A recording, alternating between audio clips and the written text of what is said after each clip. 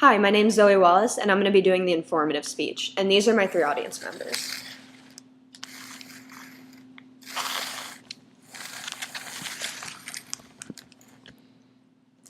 Today, if you ask any school board member, parent, or teacher their opinion on school uniforms, they're likely to give you a different answer. And this is because there are so many pros and cons to the school uniform debate. It's important that we look at all these pros and cons to decide what the best solution is for our youth. There are many pros and cons that we're going to be talking about today. Are uniforms cost efficient? Do they reduce bullying? Do they allow kids to express themselves and have a sense of individuality? And do they or do they not prepare students for the workforce?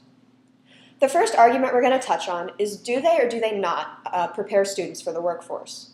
There are two ways to look at this. People who are in favor of school uniforms argue yes, they do. They feel that any field or career that you may choose, such as public service, health, or military, will later require you to wear a uniform. So starting our youth out now will get them used to wearing uniforms later on in their profession. For those who will not wear uniforms later on in life, they argue that with how professional uniforms currently look, it prepares students with that mentality of what they'll have to wear later on in life. Think about it. When school uniforms, what do they usually consist of? Blazers, ties, button-ups, and slacks. This is much more professional than with dress code, where girls are usually wearing jean shorts and t-shirts. However, those who oppose school uniforms feel like by having a dress code policy, students can better learn what is appropriate and what is not appropriate, and that way later on in life, if they are not required to wear a uniform, they will better be able to determine what is appropriate for the workplace and what is not. Another huge argument to explore is, do uniforms restrict a sense of individuality? Those in favor of uniforms argue that kids are still given immense opportunities to express themselves, whether it be their shoes or their hair or how they accessorize their uniforms. They also feel that uniforms encourage a sense of school pride by having the school uniforms in the colors and having the logos on the shirt. And instead of feeling like you're conforming, you feel like you're a part of something bigger. However, those who oppose school uniforms feel like you're just teaching kids to conform and be a part of everything else, when instead we should be encouraging individuality and growth, especially from this time. When they're 13 to 15, it is so crucial with them discovering who they are. Next, we'll look at, do uniforms actually decrease bullying? Many people who are in favor of uniforms say yes, they do. There have been many studies out there that suggest when kids are wearing uniforms, they're less likely to be made fun of because everyone's wearing the same thing, so there's less that a bully could make fun of. There was a study done recently in Long Beach, California, where they instituted uniforms over a 2-year period.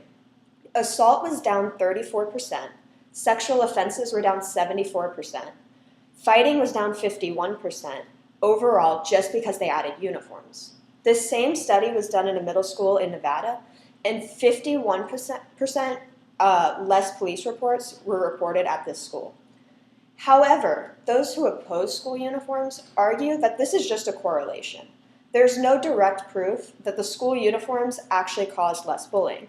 Instead, they argue there's a number of other factors that could have gone in that 2-year period that could have changed the amount of bullying. Even the fact that you'd have new students coming in who may just be less likely to bully, or there could have been other programs instituted that were encouraging kids not to bully each other. Finally, many people wonder, are uniforms cost efficient? This is a great question. On one side, parents are afraid that you're going to be spending money on 2 sets of clothes. However, those who are for uniforms argue that you spend less per uniform because kids no longer need these name brand expensive clothes. There was a study done in London that reported on average a parent spends $160 on an outfit for school when there's no uniform policy, but $60 on an outfit when there is a uniform policy. However, those who oppose this uniform policy feel it's not cost efficient because they are buying their kids multiple sets of clothing. They are going to have their uniforms, and then they're going to have their clothes for when they're not in school and they're not wearing uniforms. There are so many questions to ask ourselves when determining if uniforms are good or bad. We need to look at if they're cost efficient. Do they decrease bullying? Will kids still be able to express themselves and have a sense of individuality? And do uniforms actually prepare students for the workplace? However, it is important that we ask ourselves these questions and explore the answers to better decide if we should institute school uniforms in schools.